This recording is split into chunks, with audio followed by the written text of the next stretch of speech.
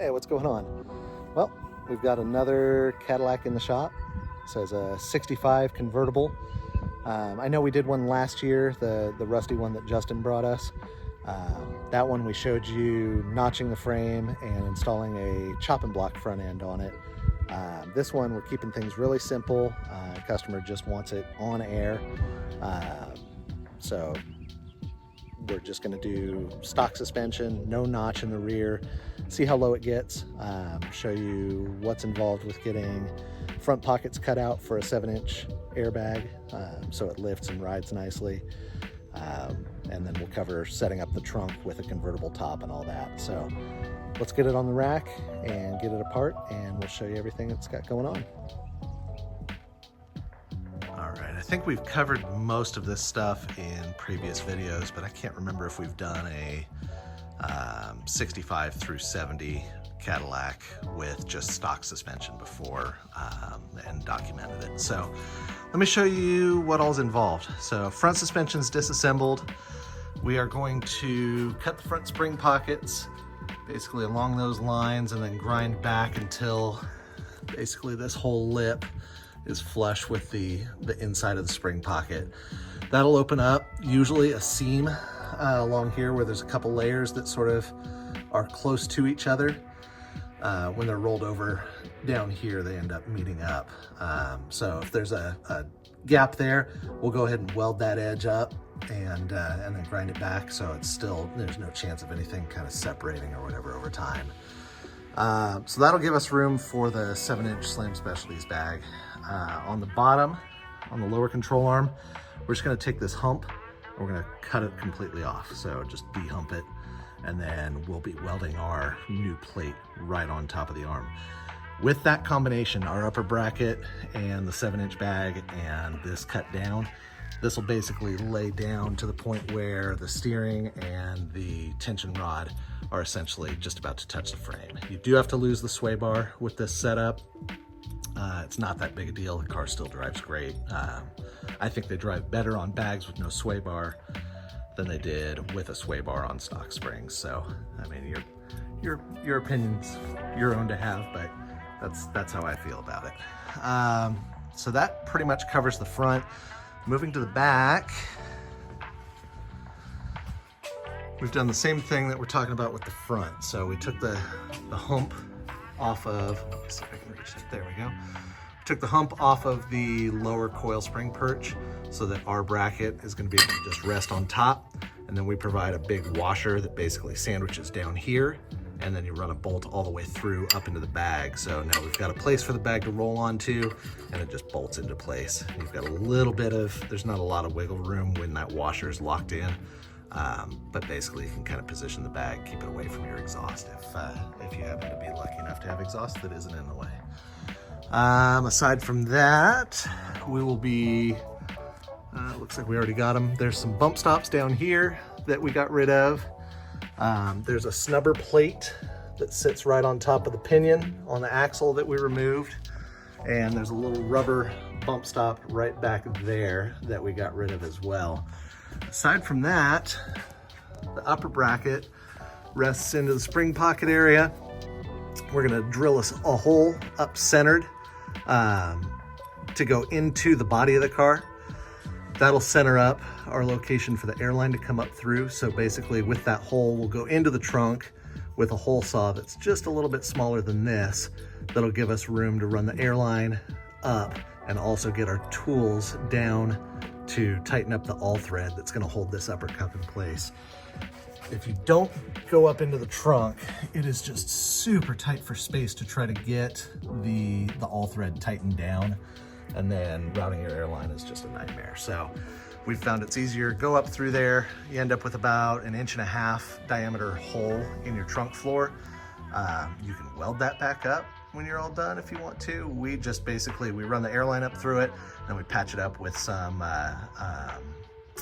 Dynamat, some sound deadener. So basically it's you know, not gonna have exhaust gases or anything coming up through. Speaking of exhaust, this one is not gonna clear, so we're gonna end up cutting it just before the axle so it's not banging on it when you lay it out. I think that about covers everything. Rear, we did not have to disconnect the brake lines. The front, you pretty much do to get everything out of your way. But that's about it. This car, incidentally, is pretty darn clean and original. There's a little rust here and there, but not really bad at all for being, what, 50, 60 years old now? So it's pretty impressive. It's got some leaks, but most of the Cadillacs that come through here do. We just make sure we don't park under it while it's up on the lift. And I think that about covers everything. We're not going to be doing shocks on the front of this one, which isn't technically correct, but it's only on really, really rough, like washboard type roads that you notice that there's no front shocks. Other than that, it just sort of floats down the road and does its thing. If you wanted to put shocks on the stock suspension, I know we've covered doing the chop and block stuff where basically they've got a new shock mount on their new tubular lower arm, and the shock mount goes up on the inside of the frame, mounting on the bumper bracket mounts. You can do something similar with the stock tension rod and a universal tower and just sneak it up in here. It just gets really snug on the passenger side because the oil filter, and I believe there's a radiator. Yeah, there's a radiator hose right there. So it kind of gets a little cramped. We've done it. I would say at that point, with all the time you're gonna spend and then the fact that it probably needs new bushings and ball joints anyway, just get the chop and block stuff. It's, you know, new bushings, new ball joints, powder coated tubular arms, revised geometry. By the time this video drops, they'll actually, I think, have announced their new version of their front kit, which uses more readily available ball joints, and what else? And basically, yeah, they're coming out with a new version that has a bunch of improvements. They're going to a tab style upper mount with like the cam bolt style alignment adjusters, like a modern vehicle. So that'll be neat to see. But yeah, this one, we're just keeping it simple. And if he decides to hang on to the car and wants to add shocks later, we can still do that. So let me put the camera down. We'll get these pockets cut out and cleaned up, and I'll check back with you in just a bit. All right, I think we've covered this before on Justin's 65, but here's what we cut out of the spring pocket. So you can see the whole lip's gone. We've trimmed up to that hole that's on the side of the frame, and then just rounded the corners of the cuts a little bit, keep from having them crack or anything in the future. These are the gaps I was talking about that open up. Sometimes there's a lip up here that opens up as well, but this, basically, we're just gonna bridge that with a little bit of weld across that seam, front and rear. Just make sure nothing can move around in the future. I don't think it would. It looks like it's welded behind there anyway, but better safe than sorry. On the lowers, you can see we trim that lip all the way off. So we'll clean that up a little bit, and then our lower plate's just gonna weld centered right over that, and that gives us our lower bag mount. So upper cups are over welded up and they're just cooling off so we can throw some paint on them. Looks like that pocket's pretty smooth. Some of these have an extra little hump that the coil sits up against, and you've got to grind a notch into the upper cup to have it sit flat. I'll do some test fitting, and if that ends up being the case, I'll show you what we had to notch to get that to fit. But aside from that, we're about ready to bolt this front end together as soon as we weld it up and throw some paint on everything, and then we can move to the rear. Okay, we did end up needing to trim the upper cup a little bit. Can't quite see it in the video, I don't think, but there's just sort of a little protrusion right at the outside edge of the spring pocket. And I think it's to keep the coil centered in here, but what it does is our cups are just slightly larger diameter, and when you put it up there without trimming it, it wants to rock and sort of press against that. We could offset the nut where the all thread goes in. That would push the cup back in the pocket a little bit, and I'd rather have the bag centered on it and have the bag sort of outside, away from the center of the frame. It gives us better leverage and keeps it away from any other stuff that could rub. So By trimming that little section up there, we've still got some rotation so we can arrange or orient the fitting so it goes right up through that original hole right there for the airline. And then basically here, so you can see, I made a slot 1 inch deep and 2 inches wide. So nothing too crazy. And now this thing sets right up in there. It's resting firmly on the spring perch. So it's gonna be nice and solid and gets the bag right where we want it. So like I said, 65 through 70. I've only had to do this on some, not all. So just double check, and 5 minutes with a grinder will get you where you need to be if it ends up needing it. All right, so upper pockets are welded up. In a perfect world, you'd take this body off the frame and send this out and have it blasted and get all the years of gunk and grease and crap from behind those spots where you're trying to weld. But in reality, people don't want to spend that kind of money and take that kind of time. You want to enjoy your car before you're too old to enjoy it. So we went ahead and welded and caught a bunch of grease on fire inside the frame, which is always fun. Makes your welds turn out like shit and makes it a bit of a challenge, but no one's gonna see it. So grind the welds down, get it as clean as it needs to be, and call it good enough. It's gonna be strong, and that's what really matters. Lowers, plates are welded in place, just centered over the original hole. And we've got the other side done as well. So we'll wait for those to cool down a bit and get them painted, and then we are ready to assemble the front and move to the rear. All right, I think we're wrapping up underneath the Cadillac. Let me show you real quick what we got going on. So front is all reassembled and painted and everything. You can see the front clearance is the tightest. So you really need to grind that pocket all the way flush with the edge of where the frame kind of meets the inside of the pocket. It's kind of hard to show you with everything assembled, but basically this edge, you're not gonna have a lip on the inside. You gotta grind it flush and then weld that edge up and then grind the weld down. And that just makes sure that you've got that finger thickness clearance all the way around the bag when everything's tightened up. I've seen guys not do that, and it will rub over time. You really want to have good, with a Slam Specialties bag, about 3/8 of an inch to 1/2 inch of clearance all the way around. When it's not inflated, it's going to be just fine. So same over here, everything's back together, painted, cleaned up, brake lines are back on, bolt check, all that good stuff.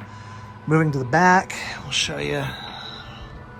Followed the original fuel lines and brake lines and just zip tied everything up, but it's all nice and tight. Nothing's drooping down under the frame, it won't be an issue. And coming back here, we cross over.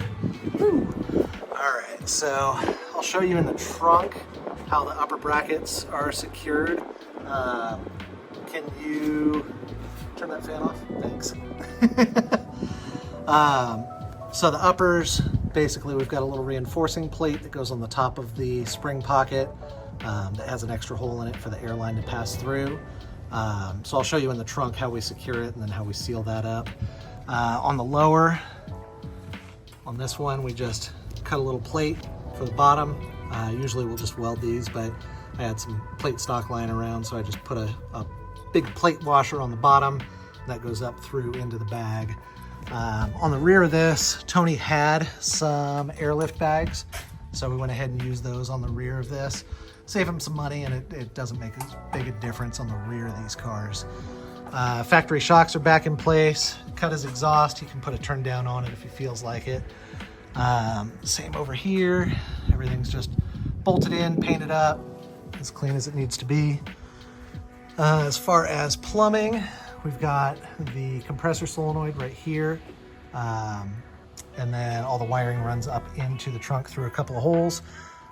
We will put some sealant around all these holes, make sure nothing moves around and chafes. But other than that, I think we're about ready to wrap things up underneath and then just finish up the trunk. So let's get it down off the lift and we'll show you what we got in there. Here's what we came up with in the trunk. We've got a 5-gallon aluminum tank and dual 444 Viaires. Mounted those vertically in this little nook along with the Slam Specialties manifold. Kind of tuck everything away. We usually would put stuff up under the package tray, but with the convertible top, that wasn't really a good option. Could have mounted it sort of on that face, but this kind of gives more interior space for the trunk. He's got the spare, he's got all the interior panels, jack and everything, so this was a way to kind of keep the main trunk floor free and keep it from being in the way of any of the top mechanism. Let me crawl in here real quick and I'll show you what we did to mount the upper rear bag brackets. Let me sit over here. Okay, so we drilled a pilot hole up from the bottom and that centered everything up. And then we took a hole saw and cut these circles out on each side. So this is the all thread retaining the upper bag bracket to the frame, not to the body because the body moves separate from the frame. And then this is the rear airline coming up from there. And then front airlines, we routed differently. You saw those underneath. So basically all we're gonna do, I'm gonna take a little bit of Dynamat or sound deadening material, go around the lip of this hole that we cut, and then put a piece of Dynamat on top with just a little slit for the airline to poke through. So that'll seal everything up. No exhaust or noise or anything's gonna come up into the trunk area. And it's all, you know, protected and it's all hidden away. There's a big carpeted bulkhead panel that covers all of this as it is. So you're not gonna see any of that regardless. But we still, you know, we don't want any fumes coming in or dirt or whatever. Closer view of this, all the wiring and everything drops through the bottom. So just a simple setup. He wasn't looking for anything fancy. We'll tuck this wire up and zip tie everything together so it doesn't get caught up in any of the top mechanism stuff. But yeah, that's how the rear of these, how we install the rear. So it involves cutting a larger circle so you have room to get your tools in to tighten that all thread, because the gap between the body and the frame, to try to get the nut and washer and everything up without cutting this bigger hole, it's almost impossible. And then by making the hole as big as we did, I'll have to look up the size of the hole saw. I think it's 2.5 inches. Making it that large allows us to just poke that airline right up in here, and it makes it nice and easy. It doesn't need to poke up that far. It doesn't matter because there's nothing that comes down into that area, so we're good regardless. But if you were tight for space, you could put that where it's just barely right off the trunk floor. So that's pretty much it in here. Let me get this thing put together the rest of the way, and then we'll drop it down and show you how low it gets. All right, we got all these wires and airlines sealed. I'm using a product that I picked up a few months ago for my RV. It's a type of seam sealer, but it doesn't harden all the way. It's not paintable or anything. So it stays semi-flexible, but it protects everything from vibration, chafing, all that. Seems like a good way to go. I've used RTV in the past, and that seems to work out well too. But this stuff is more, I think, more stable. So I just squirted it into each hole around the wire and airline and everything, make sure some gets to the top and some's down here. Not trying to go crazy or anything, just want to keep stuff from moving around. Grommets work great too. They just tend to leave little air gaps, and we kind of want everything as sealed up as it can be. So I found this kind of works better for me. If you've been using grommets for years and prefer those, that's great. You keep doing you. For airlines, I like using bulkhead fittings, and that's what we had planned to do here. But where we had the plate in the trunk, the airlines had to be like right at this corner, so it didn't leave enough leeway for a bulkhead to install. So this will work out fine too. We've still got a path for disassembly. I always try to put unions close to service areas in case you need to pull that board out, or up front we put them under the hood in case you need to pull a bag out or whatever and rebuild suspension. We want to have an easy way to disconnect everything. So again, as long as you're using a DOT approved fitting, having an extra union isn't a bad deal.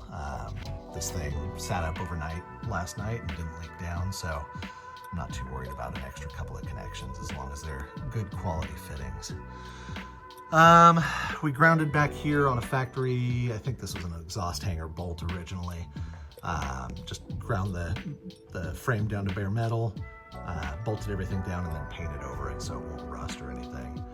I think that about covers underneath. We reused the stock rear shocks. We don't have front shocks. Yeah, everything looks solid. So let's get it off the rack, button up the last couple things in the trunk, and we'll take it for a test drive. All right, last thing in the trunk I want to show you is that Dynamat piece that I was talking about, or sound deadening. So we just cut a square with a slit in it and went right over that hole, cleaned up the metal a little bit so this thing will stick, and then just wrapped it around where the airline pokes out. So again, that'll isolate the airline from anything that it could rub on. It keeps all the fumes and dirt and whatever from getting up into the trunk. That's just simple. It's still accessible. If you need to pull anything apart, you just peel that back and you've got access to drop the cup out. So I'm gonna get out of this trunk. It's already hot today.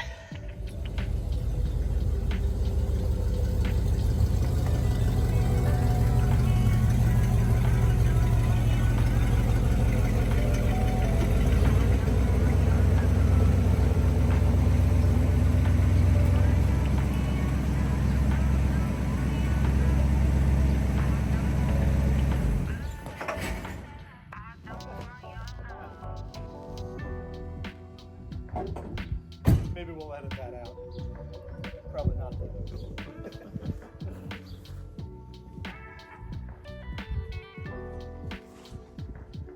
Knowing that I even framed it right. All right. So, with our standard bag kit, this is what we call our stage 2. This is how low you get. So, if you remember that blue 65 we did of Justin's, with the frame notch in the rear and the chopping block up front, it does get just slightly lower. It was setting that inner wheel well right on the ground on his. But if you're pulling up to your local cruise night and no one else has one that's got all that stuff done to it, you're gonna be the lowest kid in town. So for all the money you save and the less amount of work involved, that's not bad at all. I thought I had some hubcaps we could throw on this and make it look a little prettier for this final shot, but none of them fit these wheels, so you're just gonna have to wait and see when this guy goes and posts his own pictures. In here, we went with the ABS 7-switch box.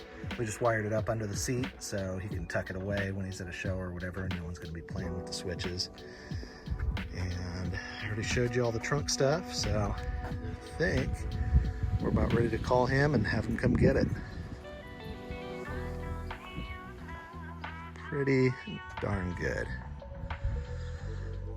So, yeah, these jobs, typically you're looking at about a 3-day deal to do the install on these, and then we like to drive them a little bit and then do a nut and bolt check and leak check and everything. So, a shop usually count on about a week for installation, just to cover all the bases. And yeah, pretty straightforward stuff. Hopefully if you guys have any questions, you'll reach out either through the comments, or you can find us online at twistedimages.com. Instagram, we are at twistedimages. Yeah, I think that about covers it. And there's a little sneak peek of what's next. So we'll get that one on the rack and keep on moving. Hope you guys have a great day. Thanks so much for watching.